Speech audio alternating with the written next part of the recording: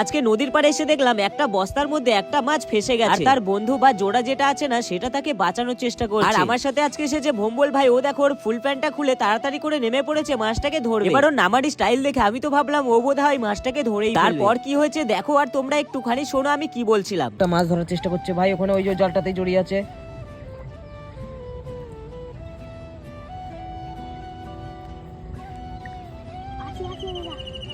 নে নে নে নে, ধরবি ধরবি, ওই বস্তাটার মধ্যেই আছে। হাত দিয়ে টান, হাত দিয়ে টান, হাত দিয়ে টান। ओ माय गॉड यार, ये कितना बड़ा मछली था यार। আস্তে আস্তে আস্তে আস্তে পালাবে কিন্তু। ডাঙায় নিয়ে চলে, ডাঙায় নিয়ে চলে আস্তে আস্তে। ও আর পাবে না রে, ও আর পাবে না। ছি, কি করলি ভাই। যাই বলো ভাই আমার চেষ্টা করেছে, মাছটা পাইনি। এবার তোমরা একটা লাইক করে সাবস্ক্রাইব করে দাও। প্যান ভেজে যাচ্ছে, চলাই।